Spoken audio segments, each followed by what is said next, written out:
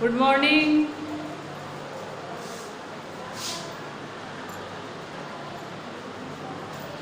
देखो अपन देख रहे थे ब्रायोफाइटा। अपना टॉपिक चल रहा है आपका ब्रायोफाइटा। पादप जगत में क्या चल रहा है आपका ब्रायोफाइटा। तो कल अपन ने थोड़ा सा देखा था ब्रायोफाइटा के बारे में। पादप जगत का उभयचर या पादप जगत का इनको क्या कहा जाता है आपका एम्फीबिया कहा जाता है। ये अपन कल देख चुके थे। इसके अलावा क्या होते हैं ये नम भूमि पर क्या करते हैं आपके ग्रो करते हैं या उगते हैं। कहाँ उगते हैं जो गीली भूमि होगी या नम भूमि होगी वहां क्या करेंगे ये उगेंगे। इसके अलावा इनको उभयचर क्यों कहा गया था ये क्वेश्चन बनता है आपका एम्फीबिया। ठीक है वो एम्फीबिया लिख सकता है। इसका मतलब ये दिख रहा है ना सबको। इसका मतलब है ये लैंगिक जनन के लिए कहाँ पे जाता है आपका जल पे निर्भर रहता है। लैंगिक जनन के लिए ब्रायोफाइटा जल पर निर्भर रहता है। इसीलिए इसे क्या कहा जाता है पादप जगत का एम्फीबिया कहा जाता है।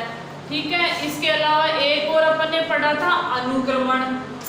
एक शब्द होता है अनुक्रमण या सक्सेशन। अनुक्रमण बोल दो। ठीक है। मतलब अगर आपकी बंजर भूमि है किसी भी वजह से वो बंजर हो गई तो सबसे पहले जो पादप उगेंगे वो कौन होंगे आपके ब्रायोफाइटा। और ब्रायोफाइटा में भी कौन उगेंगे आपके मोस। ब्रायोफाइटा को अपन देखेंगे आगे दो में बांट रखा मोस और लीवरवर्ट। ब्रायोफाइटा के प्रकार हैं तो सबसे पहले कौन उगता है आपके मोस उगता है। ठीक है। और ये अनुक्रमण करता है मतलब सबसे पहले बंजर भूमि पे या जो बेकार भूमि है उस पे जो पादप उगेगा वो होगा ब्रायोफाइटा और ब्रायोफाइटा में मोस उगेगा। ये अपन ने कल देखा था।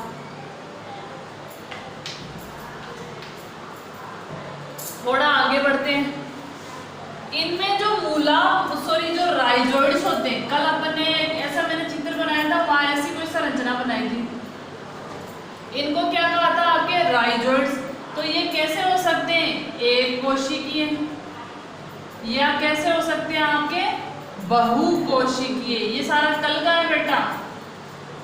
ये तो एक कोशिकीय हो सकते हैं या फिर क्या हो सकते हैं आपके बहुकोशिकीय। तो ये अपन ने थोड़ा सा ब्रायोफाइटा के बारे में देखा था। आगे देखते हैं ब्रायोफाइटा में और क्या क्या लक्षण होते हैं। देखो दो शब्द उपयोग यूज करेंगे। एक शब्द होगा युग्मकोद्भिद। इसको इंग्लिश में बोलते हैं गैमेटोफिटिक। गैमेटोफिटिक दोनों शब्द ध्यान रखने। एक होता है आपका बीजाणुद्भिद।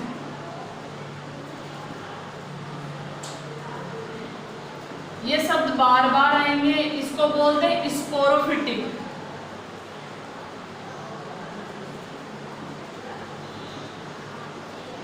ठीक है। तो इन दोनों का क्या मतलब होता है ढंग से समझ लो। युग्मकोद्भिद मतलब ऐसा पादप या ऐसा थैलस। थैलस का मतलब वो संरचना जो जड़ तना और पत्ती में विभेदित नहीं है। तो जो आपके ब्रायोफाइटा होते हैं उनका जो मुख्य पादप होता है जैसे अगर आप नीम के पेड़ को देख रहे हो ये आपका नीम का पेड़ है। ठीक है। तो ये कैसा होता है आपका बीजाणुद्भिद होता है। समझना इस चीज को। और जो आपके ब्रायोफाइटा होता है वो कैसा सा दिखेगा आपका अभी मार्केंसिया बनाएंगे वो ऐसा दिखता है। तो इसका मुख्य पादप कैसा होता है आपका युग्मकोद्भिद।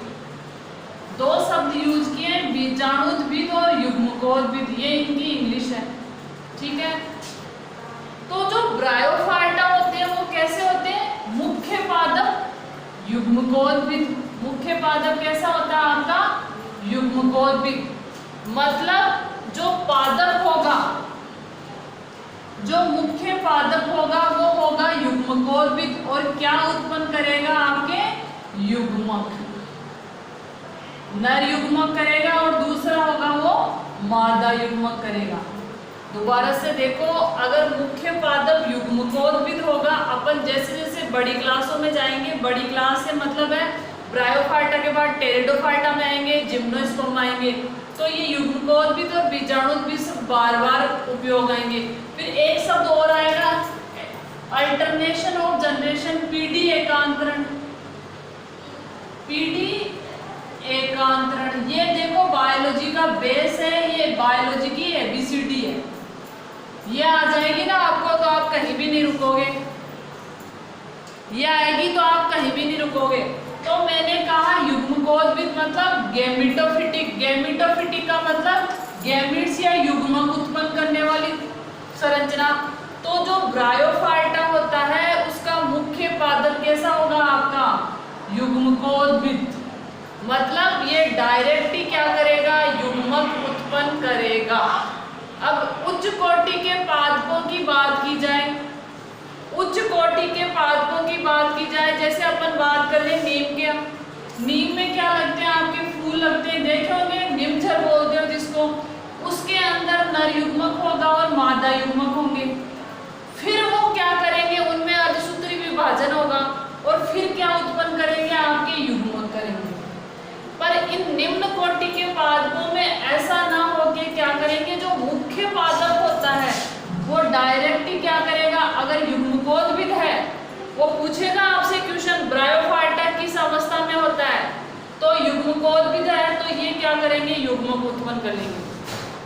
हो सकता है नर और मादा एक ही पादप पे हो सकता है दोनों अलग अलग हो, ठीक है, तो ये आपको ध्यान रखना है। तो जो ब्रायोफाइटा होता है उसका मुख्य पादप युग्मकोद्भिद होगा और युग्मकोद्भिद क्या करेगा आपका, बीजाणुद्भिद में परिवर्तित होगा। कैसे होगा वो समझ लो, दो युग्मक बन गए, ठीक है, मुख्य पादप युग्मकोद्भिद, अब युग्मक बन गए, नर बन गए और आपकी मादा बन गई। अब ये दोनों क्या हो गया, आपके संयोजित हो जाएंगे, जुड़ जाएंगे और 2n बना लेंगे। ये दोनों nn में होते हैं।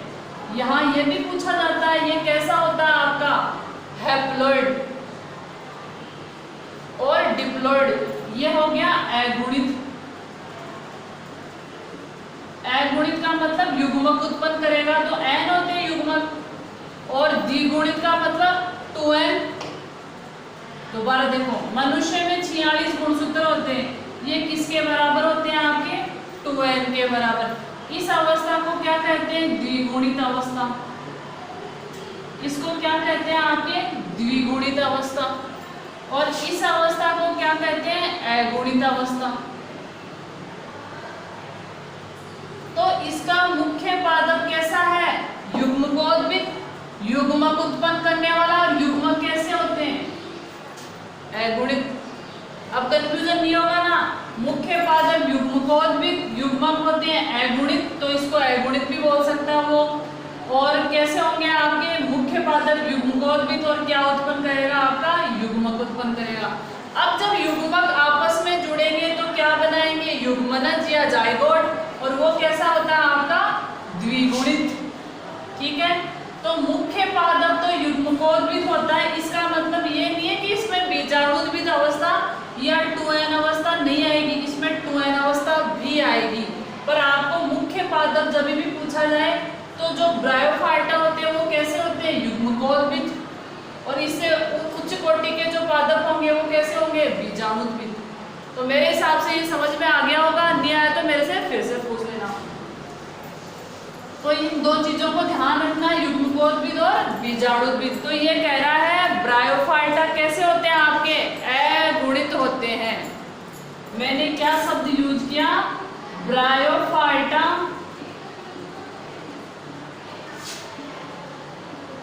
मुख्यतः अगुणित होते हैं। समझ गए, अगुणित क्यों होते हैं, क्योंकि मुख्य पादप कैसा है आपका, युग्मकोद्भिद, गैमेटोफिटिक। अगुणित का मतलब n अवस्था।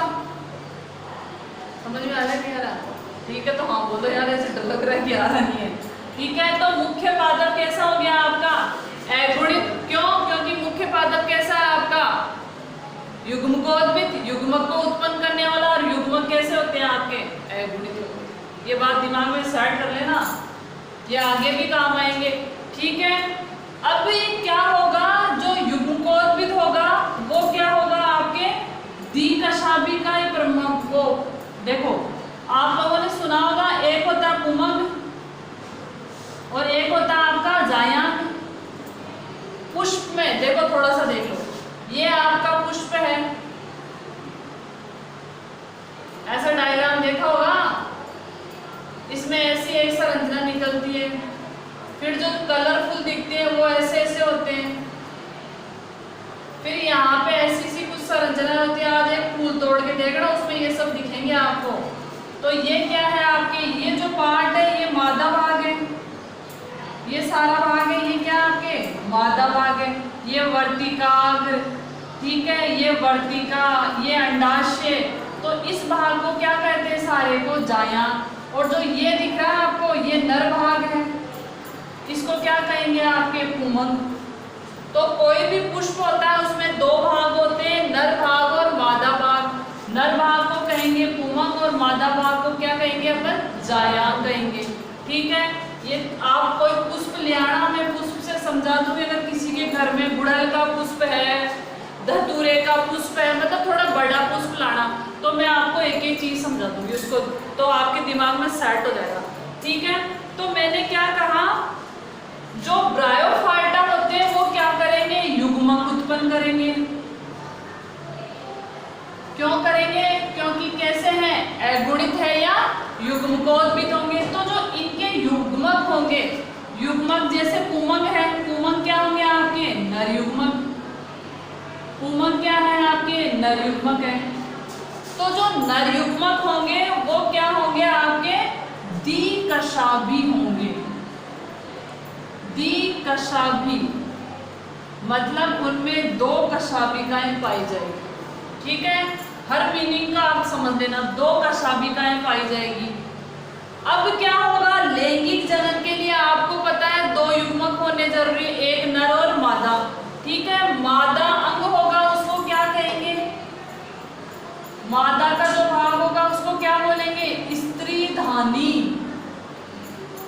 जब उच्च कोटि के पादप पढ़ेंगे तो वहां क्या बोलेंगे अपन, जायांग या जायांग और पुंकेसर। निम्न कोटि में क्या बोलेंगे, स्त्रीधानी, मतलब स्त्री वाले भाग को धारण करने वाले अंग। तो जो स्त्रीधानी है ये कैसे होगी, आपके फ्लास्क के आकार की होगी। फ्लास्क होता है ना आपका, ऐसी होगी ये, ऐसा सा आकार होगा इसका। ठीक है, तो जो मादा या स्त्रीधानी है वो कैसी होगी, ब्रायोफाइटा में फ्लास्क के आकार की होगी। पुमंग कैसे होंगे, द्विकशाभी की होंगे। और मैंने पहले भी कहा था जो नर भाग होता है वही गति करके मादा भाग के पास पहुंचता है।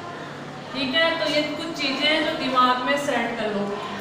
अब देखो, नर और मादा युग्मक जिस विधि से मिलते हैं, ये आपका नर युग्मक है, इसको अपन ऐसे प्रदर्शित करते हैं, ये आपका मादा युग्मक है।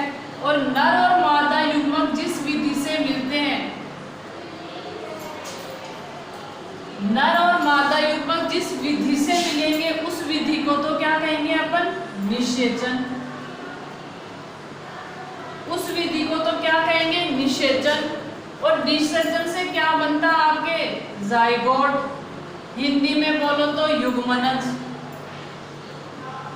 अब आप लोग बताओ, ये एन है, ये एन है, ये कैसा होगा, एन होगा 2n होगा।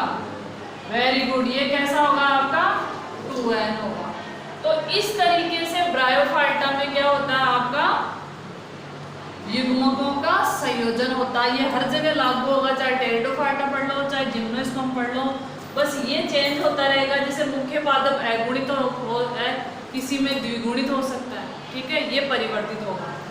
अब अपन देखते हैं जो पुमंग और जायांग मिलके या अंडा और स्पर्म मिलके या नर और मादा युग्मक मिलके क्या बना लिया आपके, युग्मनज।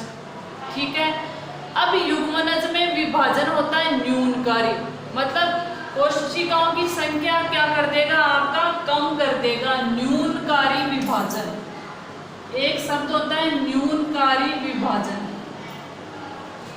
न्यूनकारी विभाजन किसको कहते हैं? अर्धसूत्री विभाजन को। अर्धसूत्री विभाजन को न्यूनकारी विभाजन भी कहते हैं। ध्यान रखना इस बात को, ये बार बार आएगा। अर्धसूत्री विभाजन क्या कहलाता है आपका? न्यूनकारी विभाजन कहलाता है। ठीक है, अब यहाँ एक इंपॉर्टेंट चीज चालू होती है। अपन ने इतनी देर तक ये पढ़ा कि जो ब्रायोफाइटा होता है उसका मुख्य पादप कैसा होता है? अगुणित या युग्मकोद्भिद। अगुणित या युग्मकोद्भिद। अब देखो जो अगुणित पादप होगा या युग्मकोद्भिद होगा वो किस पर निर्भर होगा? बीजाणुद्भिद पे।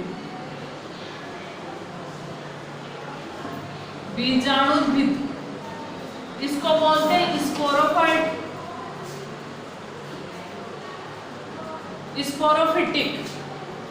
इसको क्या बोलते हैं? स्पोरोफिटिक। तो जो बीजाणुद्भिद होगा वो किस पे निर्भर होगा? सॉरी, युग्मकोद्भिद होगा वो किस पे निर्भर होगा? आपके बीजाणुद्भिद पे। क्योंकि जो युग्मक होते हैं वो स्वतंत्र रूप से जीवित नहीं रह सकते। तो जो युग्मकोद्भिद है, जैसे युग्मक है, उनको पोषण चाहिए। जैसे अगर अपन उच्च कोटि के जंतुओं की, जैसे अपन है, मनुष्य की बात करें तो मादा का जो अंडाशय होता है उसमें अंडा बनते हैं। अंडे क्या है? मादा युग्मक। और जो नर है उसमें क्या बनेंगे? शुक्राणु। तो वो क्या होंगे? नर युग्मक। ठीक है, तो उनको पोषण शरीर के अंदर मिल रहा है। अब पादपों में जो मुख्य पीढ़ी युग्मकोद्भिद है ब्रायोफाइटा की, तो इनको पोषण कौन देगा? तो ये पोषण के लिए किस पर निर्भर होंगे? बीजाणुद्भिद। पोषण के लिए किस पे निर्भर होंगे? आपके बीजाणुद्भिद पे। तो ये बात ध्यान रखनी है, युग्मकोद्भिद या आपका गैमेटोफिटिक किस पे डिपेंड होता है? आपका स्पोरोफिटिक प्लांट पोषण के लिए। तो ये आपके जो दिख रहा है ना, ये बिल्कुल इजी सा है। इसको 2 बार देख लेना, आपका लेक्चर भी डाल दिया जाता है। अगर समझ में नहीं आए तो दोबारा देख लेना, इसको अच्छे से समझ लेना, ये आपके काम आएगा जब तक बायोलॉजी रहेगी। ठीक है, अब चलते हैं ब्रायोफाइटा का आर्थिक महत्व। देखो, ब्रायोफाइटा का ज्यादा आर्थिक महत्व नहीं है, पर कुछ कुछ आर्थिक महत्व है वो देखते हैं। तो अपनी हेडिंग है ब्रायोफाइटा का आर्थिक महत्व। ब्रायोफाइटा का आर्थिक महत्व।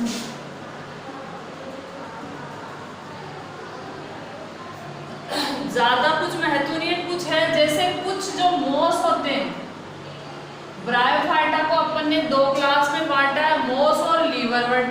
तो कुछ मोस को शाकाहारी व स्तनधारी। स्तनधारी का मतलब जिनमें स्तन ग्रंथियां पाई जाती है, स्तनधारी भोजन के रूप में ग्रहण करते हैं। भोजन के रूप में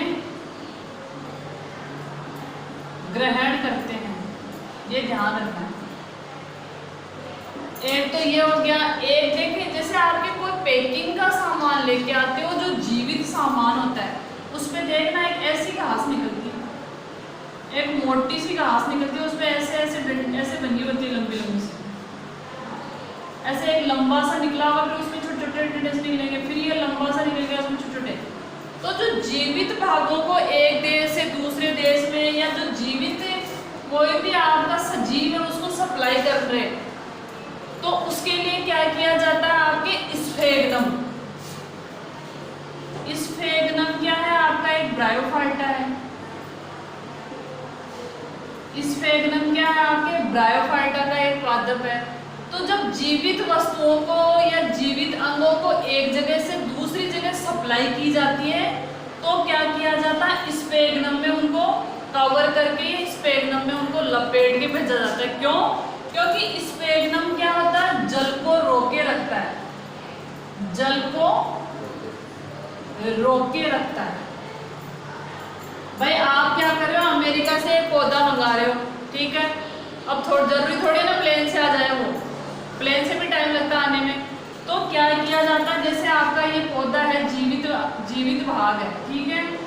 अब क्या किया जाएगा? वो जो स्फेग्नम होता है, जैसे देखा होगा ना, ये दीपावली को डेकोरेशन की पन्नियां सी आती है ना, जैसे वो माला पहनाते हैं लक्ष्मी जी को, और वैसी देखो एक डायग्राम, आपको डायग्राम बताती हूँ मैं। इस स्फेग्नम ऐसा होता है, जैसे कोई पूंछ होती है ना आपकी, जैसे ये पूंछ है, ठीक है, इसके एक पूंछ और लग गई इधर, फिर एक इधर लग गए, इसमें बारीक बारीक बारीक बारीक से ऐसे ऐसे से धागे धागे से संरचनाएं होती है।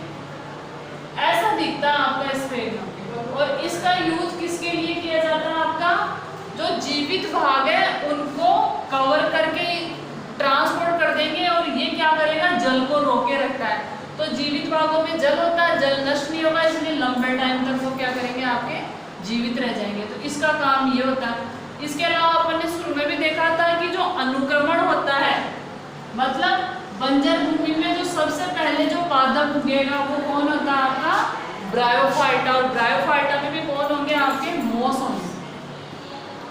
अब ये मोस क्या करेंगे? जैसे आपकी चट्टान है, इसमें ये वृद्धि करेंगे, धीरे धीरे चट्टान को तोड़ेंगे, मिट्टी का निर्माण होगा, खनिज लवण बनेंगे और मोस वृद्धि कर जाएंगे। जैसे मिट्टी में खनिज लवणों की प्रचुर मात्रा होगी तो दूसरे पादप वृद्धि कर जाएंगे। तो ये अनुक्रमण में भी सहायक है।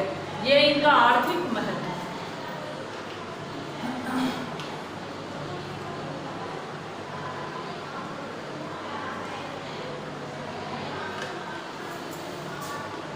अब देखते हैं कि जो ब्रायोफाइटा, इसको दो क्लासों में बांटा गया है। एक है आपका लीवरवर्ट और दूसरा है आपका मोस। दो भागों में बांटा गया ब्रायोफाइटा को, लीवरवर्ट और मोस। तो इनकी अपन डिटेल से स्टडी करेंगे। सबसे पहले देखते हैं अपन लीवरवर्ट। इसके बारे में देखते हैं ये कहाँ उगेंगे? नम व छायादार स्थानों पे। कहाँ उगेंगे? नम व छायादार स्थानों पे। जहां भी नमी होगी, जहां भी छाया होगी, वहां पे कौन उग जाएंगे? आपके लीवरवर्ट। थोड़ी देर के लिए मोस को भूल जाओ। मोस और मांस में फर्क है, ध्यान रख लेना, ठीक है। नदियों के किनारों पे ये इनका आवास है, ये हेडिंग बना सकते हो आप, आवास।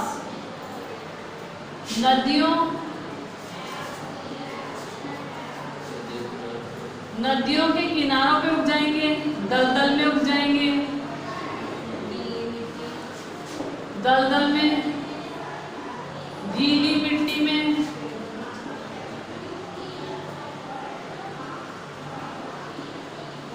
पेड़ों की छाया में, पेड़ों की छाल पे। तो ये क्या है? इनका आवास है। आपको यहाँ कौन मिल सकते हैं? आपके लीवरवर्ट मिल सकते हैं। अब देखो यहाँ एक क्वेश्चन आता है, ये आधार से जुड़े रहते हैं। जो लीवरवर्ट होते हैं, जैसे ये आपका कोई लीवरवर्ट है, ठीक है, तो ये आधार से जिस भी जगह उगा हुआ ना वहां से जुड़ा रहता है। ये आपको इजी सा लग रहा है, पर ये क्वेश्चन पूछा जाता है लीवरवर्ट किस संरचना से आधार से जुड़े होते हैं। तो क्या नाम लिखोगे यहाँ पे आप? राइजोइड्स। और इसको हिंदी में क्या बोलते हैं? मैं अभी याद नहीं आ रहा। राइजोइड्स या मूलाभास, हिंदी में बोलते हैं मूलाभास। तो ये भी अच्छा क्वेश्चन है, ठीक है। अब यहाँ बहुत अच्छे क्वेश्चन बन रहे हैं, बहुत पॉपुलर क्वेश्चन है और वेरी वेरी इंपॉर्टेंट क्वेश्चन है। जनन। लीवरवर्ट में क्या देखेंगे अपन? जनन, ठीक है, जनन देखेंगे लीवरवर्ट, ठीक है। तो अलैंगिक जनन होगा।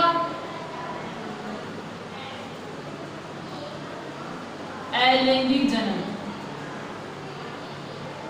अलैंगिक जनन किससे होगा? आपके विखंडन से। अलैंगिक जनन किससे होगा? विखंडन से या जेमाकप से। किससे होगा? जेमाकप से। ये वेरी वेरी इंपॉर्टेंट है। वो डायरेक्ट पूछता है जेमाकप क्या है, वो डायरेक्ट पूछेगा जेमाकप क्या है। तो अब अपन जेमाकप को अच्छे से समझ लेते हैं, ये क्या होता है, कैसे क्या है वो देखो। अब मैं एक ब्रायोफाइटा का चित्र बना रही हूँ जिसका नाम है मार्केंसिया। मार्केंसिया, ये ब्रायोफाइटा का नाम है मार्केंसिया, ठीक है। अब इसका चित्र देखना, आप अच्छे से देखना चित्र। ज्यादा टफ चित्र नहीं है इसका, कंफ्यूजन नहीं होना है आपको। पत्ती जैसा दिखता है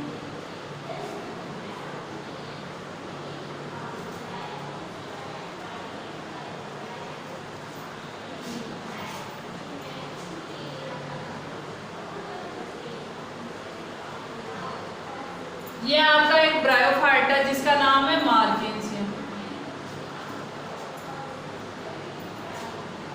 इसमें एक ऐसी संरचना होगी,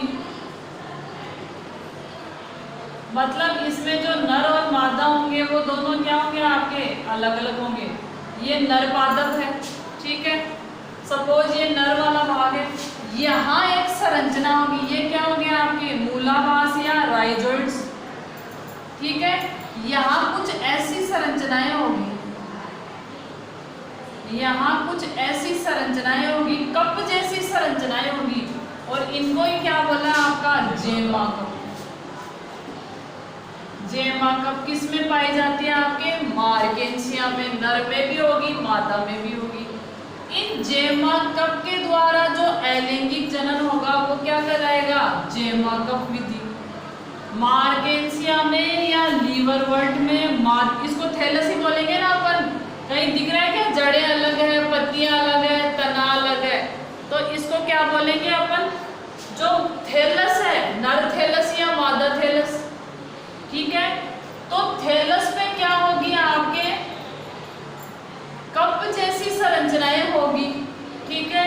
ये जनन में भाग लेगी, कौन सा जनन आपका अलैंगिक जनन, ये है आपके जेमा कप। अब इनके बारे में डिटेल से देखेंगे कि जेमा कप क्या है। ये तो अपन ने इनकी स्थिति देख ली। मुख्य थैलस पर अलैंगिक इकाइयां पाई जाती है जिन्हें क्या कहेंगे अपन जेमा कप। इनके द्वारा अलैंगिक जनन होता है। अब जेमा के बारे में डिटेल से अध्ययन करते हैं कि जेमा क्या होता है, कैसे इसका रोल है अलैंगिक जनन में। तो अपन देखेंगे जेमा कप ये कैसे कैसे इसमें भूमिका निभाएंगे। अब देखो ये कैसे होते हैं, हरी बहुकोशिकीय संरचना होती है, ग्रीन कलर की होगी और कैसी होगी बहुकोशिकीय संरचना होगी। और आपको दिख रहा होगा जैसे कोई कप है या कोई, इनको कलियां भी बोलते हैं, कलियां जैसी संरचना है। एक आता है आपके टिप्पणियों वाला क्वेश्चन आता है जेमा कप क्या है, तो सोचते हैं जेमा कप क्या है। ढंग से समझ लो जेमा कप क्या है, हरी बहुकोशीय कलिका जैसी संरचना। ये छोटी छोटी ये छोटे छोटे पात्रों में पाई जाती है, ठीक है। ये छोटे छोटे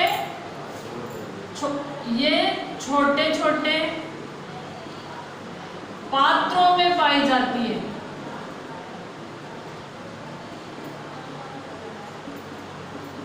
ठीक है। इन्हें क्या कहा है आपका जेमा कप का है। इन पात्रों को क्या कहा आपके जेमा कप है। अब ये क्या होगी जो मुख्य पादप होगा या जो पैतृक पादप होगा, जो पैतृक पादप होगा उस पे लगी होती है, पैतृक पादप पर लगी होती है। जो मुख्य पादप होगा जो भी है नर है या मादा है उस पे क्या होगी आपकी लगी होगी, ठीक है। और ये क्या करेगी यहाँ से अलग होके, मुख्य पादप से अलग होके नए पादप का निर्माण कर लेगी। तो मार्केंशिया में क्या पाए जाते हैं आपके जेमा कप, या जो ब्रायोफाइटा की लीवरवर्ट क्लास है उसमें क्या पाए जाते हैं जेमा नामक संरचनाएं पाई जाती है। ये अलैंगिक संरचना नर में भी होगी और मादा में भी होगी। ये मत समझना नर से नया पादप नहीं बन सकता, मादा से। अलैंगिक संरचना में कोई भी एक भाग चाहे वो मादा का हो चाहे नर का हो, नर मिलके एक नया पादप बना लेगा, मादा मिलके एक नया पादप बना लेगी, तो वो कौन सा जनन होगा अलैंगिक जनन। और ये किसके द्वारा होता है जेमा के द्वारा, ठीक है। ये था आपके ब्रायोफाइटा की लीवरवर्ट क्लास में। अब जब लैंगिक जनन होगा तो जो मादा युग्मक जो मादा थैलस था और जो नर थैलस था दोनों अलग अलग होंगे। जैसे ये आपका मादा थैलस है, अभी मैंने ऐसा बनाया था,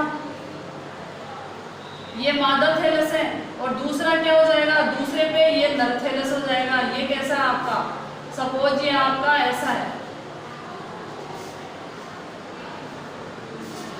इनको बाहर से देख के आप डिफरेंट। अब जब लैंगिक जनन होगा तो ये अलग युग्मक बनाएगा, ये अलग युग्मक बनाएंगे, ये यहाँ से गति करके कहाँ पहुँच जाएंगे, पानी में। पानी में निषेचन होगा, युग्मनज बनेगा, युग्मनज में आगे अणुसूत्री विभाजन होगा, न्यूनकारी विभाजन होगा, फिर जाके नया पादप बनेगा। तो लैंगिक जनन में दोनों की आवश्यकता होती है, अलैंगिक जनन में नहीं होती। ये चीज आप ध्यान रखें, ठीक है। अब लैंगिक जनन होगा, उसमें क्या होंगे, नर युग्मक और मादा युग्मक क्या करेंगे, आपके भाग लेंगे। नर युग्मक अलग थैलस पे होता है, मादा युग्मक अलग थैलस पे होता है, ठीक है। अभी थोड़ी देर पहले दो शब्द यूज किए थे, बीजाणुद्भिद और युग्मकोद्भिद। अपन ने पढ़े थे अभी बीजाणुद्भिद और युग्मकोद्भिद, ठीक है। तो जो बीजाणुद्भिद होगा, बीजाणुद्भिद होगा जिसको क्या बोलते हैं, स्पोरोफाइट, स्पोरोफिटिक या स्पोरोफाइट। इसमें इसकी जो संरचना होगी उसमें क्या होगा, आपका एक पाद होगा, पैर होगा जिसको बोलते हैं, सीटा होगा और कैप्सूल होगा। अभी बताती हूँ क्या होता है, फुट, सीटा और कैप्सूल। जैसे ये आपका बीजाणुद्भिद बन गया तो इसमें क्या होगा, ऐसी सी संरचना होगी, ठीक है। ये तो कैप्सूल हो जाएगा आपका। जब बीजाणुद्भिद बनेगा, बीजाणुद्भिद कब बनेगा, जब नर और मादा युग्मक मिलेंगे, 2n अवस्था हो गई, इसको अपन 2n बोलते हैं। तो उस बीजाणुद्भिद में उस स्पिरोफिटिक के 3 भाग होंगे, ये कैप्सूल हो गया, फिर ये क्या हो गया आपका पाद हो गया, और ये क्या कहलाएगा, नीचे वाला भाग सीटा। तो ये ध्यान रखना है, जो बीजाणुद्भिद होता है ब्रायोफाइटा का फुट, सीटा और कैप्सूल में बटा होता है। फुट यानी पाद, फुट, सीटा और कैप्सूल, फुट, सीटा और कैप्सूल में बटा होता है। ये ध्यान रखना आपको, ठीक है। बाकी अपन कल करेंगे। मजा आया पढ़ने में?